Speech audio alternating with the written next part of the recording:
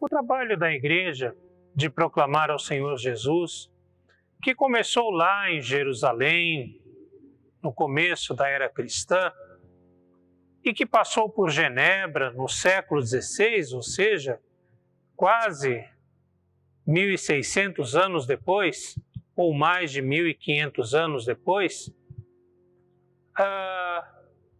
vem se desenvolvendo ao longo do tempo, ao longo dos séculos, e hoje nós já estamos no século XXI. Muitos haverão de se perguntar, mas o Senhor não tarda a sua promessa de voltar? O Senhor já não deveria ter voltado? E a resposta que a própria palavra de Deus nos dá nesse texto que nós vamos ler é de que o Senhor retarda a sua promessa exatamente por amor da humanidade, para que todos possam ouvir a sua palavra, para que todos possam conhecer o amor em Jesus, a salvação em Cristo. E por isso nós podemos entender, ou através dessa ideia, nós podemos entender porque a Igreja, que começou lá em Jerusalém, que passou por Genebra, pela Alemanha, pela Europa, enfim, vem e chega até nós hoje aqui no Brasil. Mas como foi essa história? Como o movimento calvinista, que começou lá em Genebra no século XVI, chega até nós, de forma que hoje nós somos presbiterianos, somos de tradição e herdeiros dessa tradição calvinista? Isso é o que nós pretendemos estudar um pouco hoje. Há, todavia, uma coisa, amados, que não deveis esquecer, que para o Senhor um dia é como 1000 anos, e 1000 anos como um dia. Não retarda o Senhor a sua promessa, como alguns a julgam demorada.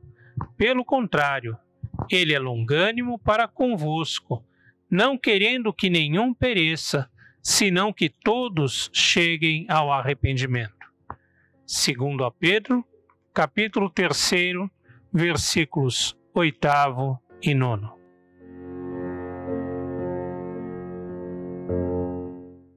Nós vimos que Calvino desenvolveu seu ministério quase que totalmente na cidade de Genebra. Ora, como é que então o calvinismo se expandiu para outros lugares?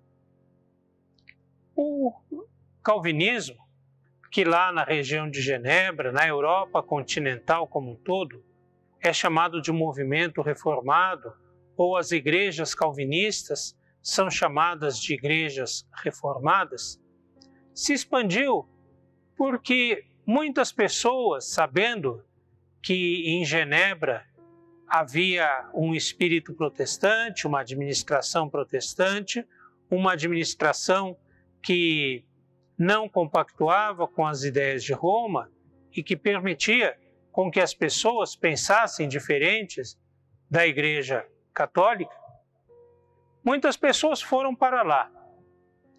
E muitas pessoas ali tiveram contato com o pensamento reformado, o pensamento calvinista. E depois de algum tempo, essas pessoas voltavam para suas regiões, voltavam para suas famílias, para suas casas. E levavam consigo, então, o Evangelho, levavam consigo a fé reformada. Em muitos lugares, a fé reformada foi muito bem recebida. Em alguns lugares da Europa, como na Holanda, como na Escócia, como em outros lugares, a fé reformada foi muito bem recebida. E a população, o povo em geral, se tornou protestante, se tornou reformado, aderiu às ideias do cristianismo calvinista. Um desses homens que, ao retornar para sua casa, levou a fé reformada foi John Knox, que pregou aos escoceses o Evangelho na perspectiva reformada, na perspectiva calvinista. E os reis escoceses se converteram. E então decretaram que a Igreja Reformada seria a igreja daquele país. E aí os escoceses também se converteram e passaram então a aderir, a fazer parte do movimento calvinista. Só que lá na Escócia, eles entenderam que a igreja não deveria se chamar de igreja reformada, mas de igreja presbiteriana, porque a autoridade da igreja estava nos presbíteros, nos anciãos da igreja. Então, na Escócia, a igreja, que na Europa inteira é conhecida como igreja reformada, ficou conhecida como igreja presbiteriana. Tanto que, até hoje, em muitos órgãos internacionais, que a nossa igreja ou outras igrejas presbiterianas fazem parte também igrejas chamadas reformadas. Tem, por exemplo, a AMIR, Aliança Mundial de Igrejas Reformadas, em que reformados e presbiterianos são praticamente a mesma coisa, são igrejas praticamente iguais. Então a igreja, a fé reformada, a fé calvinista, a fé presbiteriana se espalhou por toda a Europa, chegando à Escócia, recebeu o nome de presbiteriana.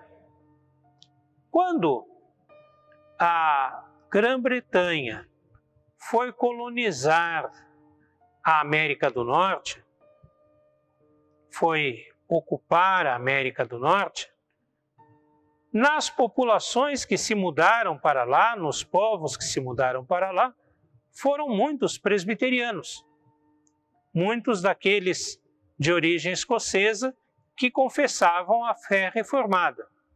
E por isso, os Estados Unidos, desde a sua formação, teve, entre outras igrejas, não só a igreja presbiteriana, mas também a igreja presbiteriana, como uma das principais igrejas que estão na base, na formação do povo norte-americano.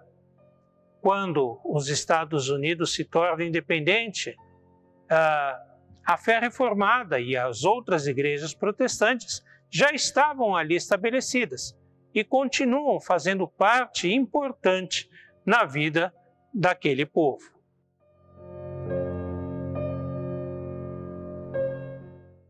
O presbiterianismo chega ao Brasil definitivamente no século XIX. Mas antes disso, ele teve duas tentativas frustradas de estabelecimento aqui nas nossas terras e que não deram certo por conta de duas invasões.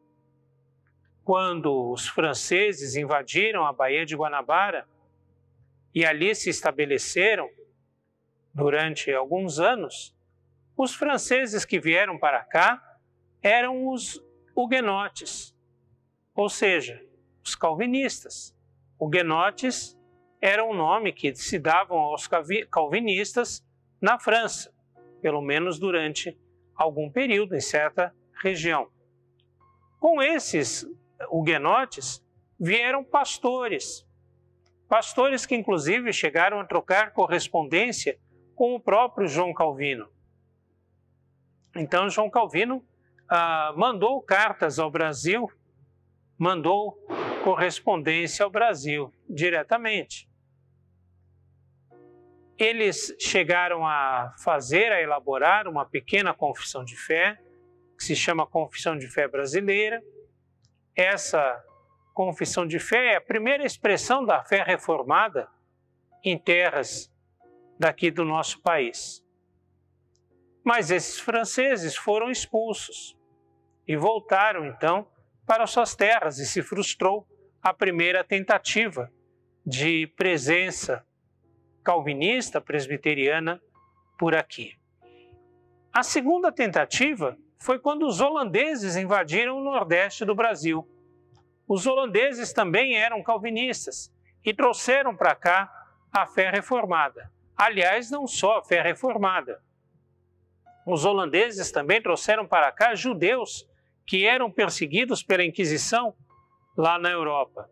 E aqui eles tiveram a liberdade de prestar o seu culto, de ter a sua própria identidade religiosa.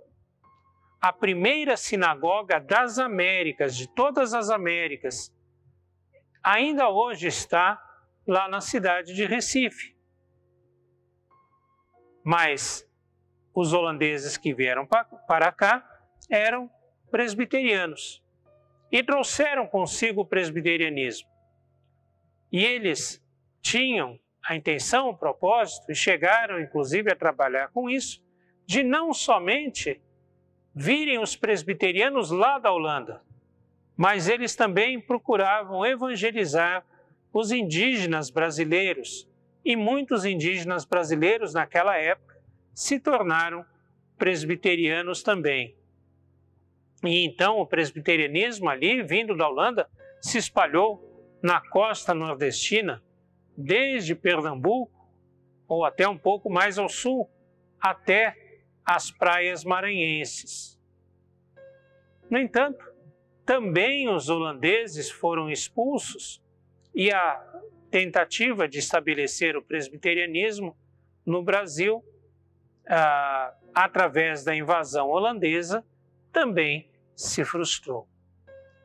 Qual a diferença, então? Por que a partir do século XIX o presbiterianismo pôde se estabelecer aqui?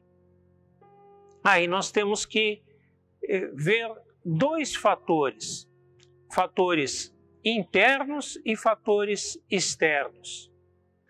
Internamente, o Brasil, todos nós sabemos historicamente, desde a chegada dos portugueses e espanhóis com eles, foi construído na cultura católica romana, na base de fé católica romana.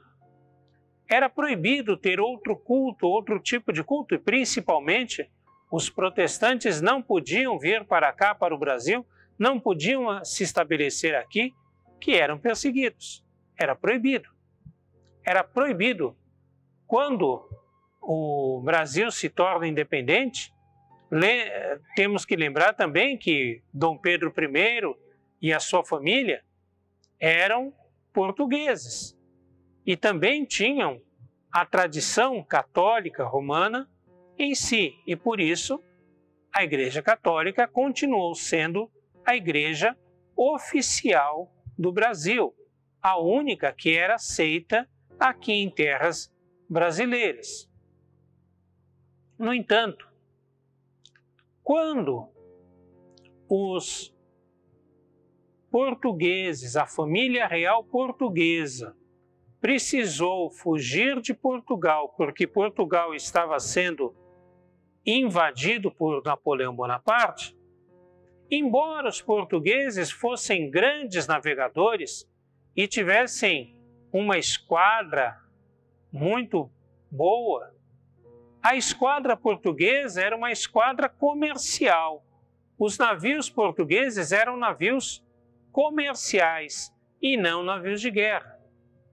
Eles poderiam atender às necessidades da família real que vinha de Portugal para o Brasil, mas eles não tinham capacidade de se defender caso navios franceses quisessem abordá-los em alto mar.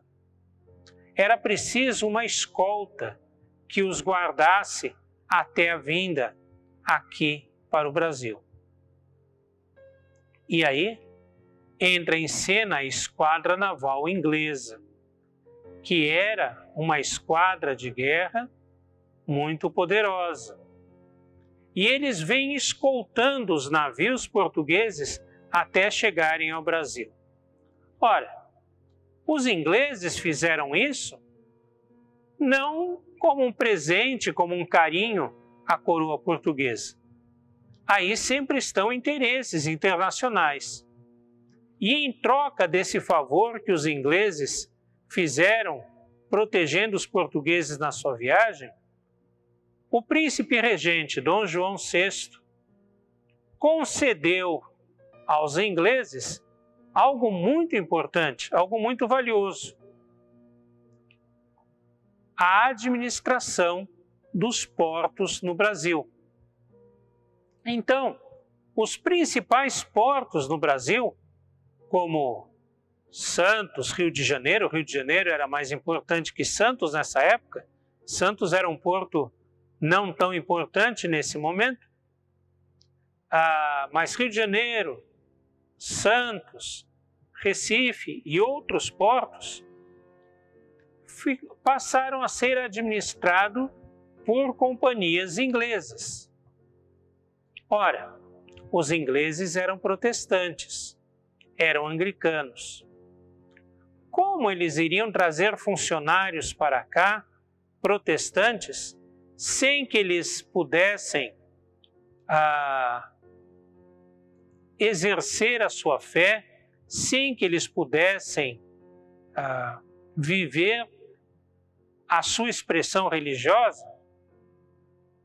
Então, passa a haver uma pressão para que os governos brasileiros, ou o governo brasileiro, passasse a aceitar as igrejas protestantes aqui. Essa pressão também vem de um outro órgão, de uma outra instituição chamada maçonaria, que identificava o atraso do nosso povo em relação, por exemplo, à América do Norte, aos Estados Unidos, que era um povo muito mais desenvolvido e que tinha uma história em termos de tempo, de cronologia, muito parecida com a nossa. A maçonaria passa a identificar que o atraso no Brasil, da nação brasileira, se devia, em parte, pelo menos, à cultura católica romana. E passava a defender que o protestantismo viesse para cá, como uma cultura, como uma visão progressista. Também, os filhos das pessoas mais ricas, mais importantes, principalmente do Norte e Nordeste, iam estudar na Europa, Inglaterra, França, e lá tinham contato com a cultura protestante. E voltando para cá, também exerciam uma pressão para que o protestantismo fosse aceito aqui. Então, dentro da sociedade havia uma pressão para a vinda do protestantismo. Porém, esse não é o único fator, essa não é a única força, o único poder. Vivia-se nessa época um movimento político-econômico chamado de imperialismo, em que as sociedades, os países que eram industrializados, como Inglaterra, Estados Unidos, França, Itália, Alemanha, Bélgica, começavam a se espalhar por outros lugares do mundo, como África, Ásia, a fim de levar os seus produtos, a fim de exportar a sua produção. Esses países europeus se estabeleciam nas outras regiões do mundo e passavam a dominar os outros povos para ali estabelecer os seus interesses econômicos, políticos e comerciais. E nessa expansão imperialista, esses países também entendiam que a difusão do protestantismo era importante, porque isso era a difusão da sua cultura, da sua forma de ver, inclusive uma visão que favorecia a economia capitalista que estava crescendo. E que, portanto, o protestantismo não era somente uma cultura religiosa, mas era uma forma de vida interessante. Uma forma de vida que serviria de modo civilizatório para todo o mundo. E por isso, junto com o movimento político-econômico, também eles incentivaram as igrejas protestantes a enviar missionários para essas regiões e também para a América Latina, a fim de estabelecer aqui um protestantismo que fosse favorável à visão de mundo que eles defendiam. Por isso, internamente e externamente, fatores contribuíram para que na segunda metade do século XIX, ou a partir da metade do século XIX até o fim, várias igrejas protestantes pudessem vir para cá, através do movimento missionário.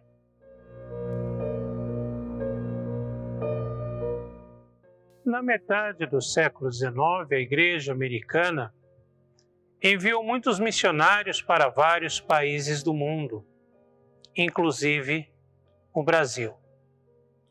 O primeiro missionário que veio para cá foi o reverendo Ashbel Green Simonton.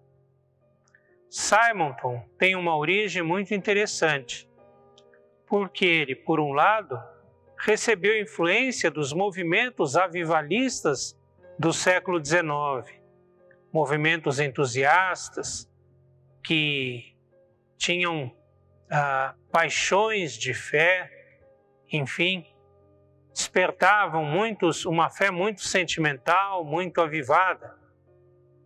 E por um lado ele recebeu um pouco de influência desses movimentos.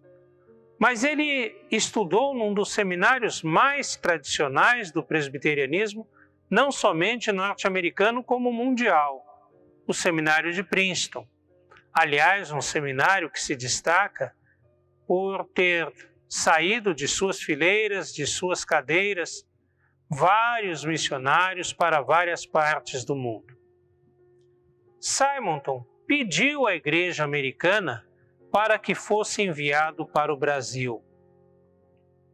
Não foi a Igreja que o determinou, que o escolheu, mas ele pediu, ele se sentiu motivado para vir para cá. E veio para cá, chegou aqui no dia 12 de agosto de 1859.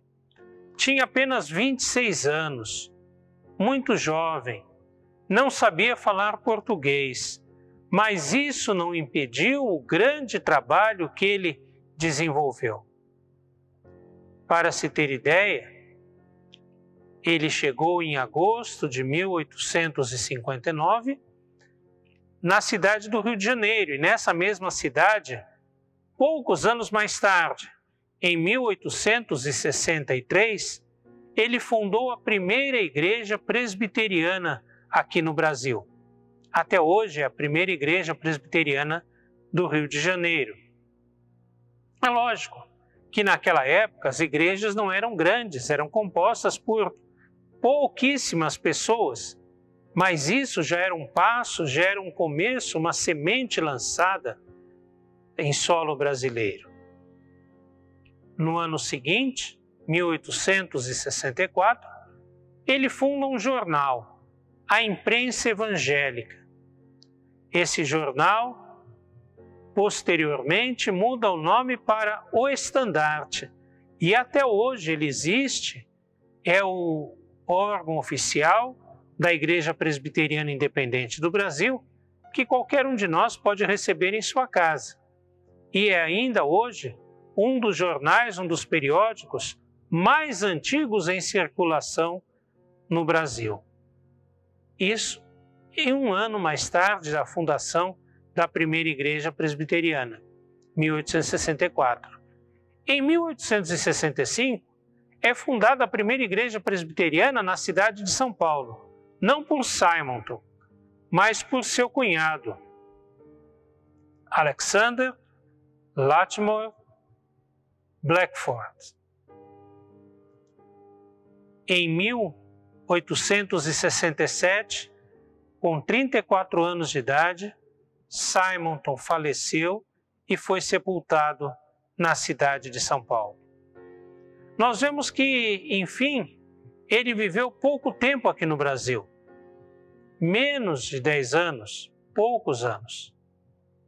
Mas nesses poucos anos que ele viveu, ele lançou sementes firmes, sementes que geraram uma grande árvore, uma grande obra chamada presbiterianismo no Brasil.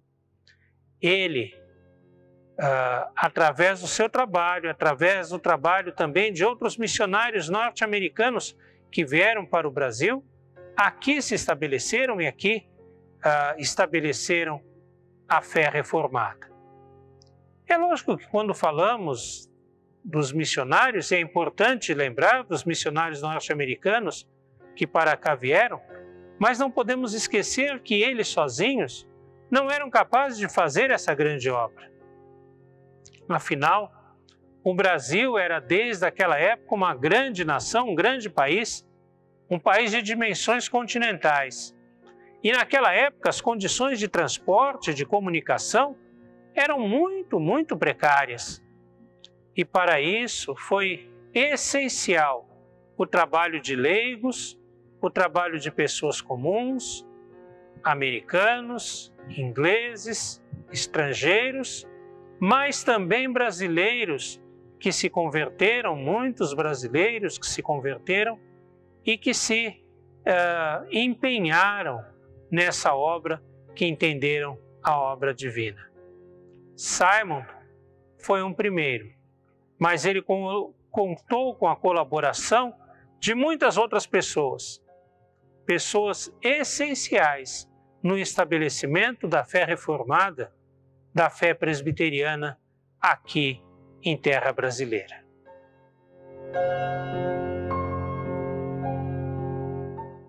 Hoje, nós nos chamamos de presbiterianos, presbiterianos independentes.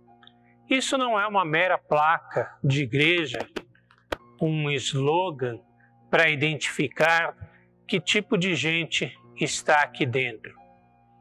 Isso significa uma história, uma tradição. São ideias que atravessaram o tempo e que hoje nós carregamos em nossa vida, em nossa existência, em nossa mente, em nossa pregação. Isso significa a história de pessoas e pessoas, homens, mulheres, que ao longo do tempo conheceram a Cristo e entenderam a vida com Deus da forma como essa tradição mais ou menos indica, e viveram dessa forma e trouxeram essa herança para nós. Isso não significa que nós pensemos exatamente igual a Calvino no século XVI. Não.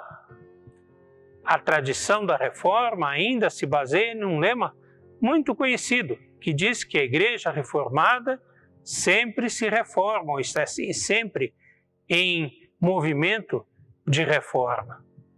Isso significa que ao longo dos tempos, ao longo dos séculos, ao longo dos anos, nós vamos nos modificando. Nós não precisamos ser exatamente iguais a Calvino, afinal o mundo mudou, muita coisa mudou, a história continuou. E hoje nós entendemos muitas coisas de forma diferente. Isso não significa que nós sejamos menos cristãos ou mais cristãos do que aqueles da Reforma. Apenas o nosso mundo é diferente, nós pensamos e encaramos o mundo em alguns pontos diferentes. Em alguns pontos, porque o importante é que nós temos uma base, uma tradição, uma história que não pode ser jogada fora, uma história que nós trazemos conosco como o nosso sangue, como aquilo que nós herdamos dos nossos pais biológicos e que nós vivemos e que nós pautamos a nossa vida de acordo com princípios que aqueles homens no passado também pautaram, também viveram segundo esses princípios. Significa que o Deus de Calvino é o mesmo Deus que nós. Nós entendemos a Deus ainda como soberano, como o grande soberano, o único soberano. Nós entendemos como Calvino a prioridade da palavra de Deus como regra de fé e prática para os cristãos. Nós entendemos como os calvinistas que todos nós fazemos parte de um povo e que o nosso único intermediário entre Deus e nós é Jesus Cristo. Enfim, todas essas regras básicas continuam pautando a nossa vida. Mas essa herança que nós recebemos, nós podemos vivê-la de um jeito diferente, de um contexto diferente. Afinal, vivemos em tempos diferentes, em país diferente, com história diferente. Mas tendo a certeza de que o mesmo Deus do passado, o mesmo Deus dos antigos, é o Deus que nos governa, é o Deus que dirige as nossas vidas, é o Deus que nos sustenta e que encaminha a vida do seu povo ainda hoje.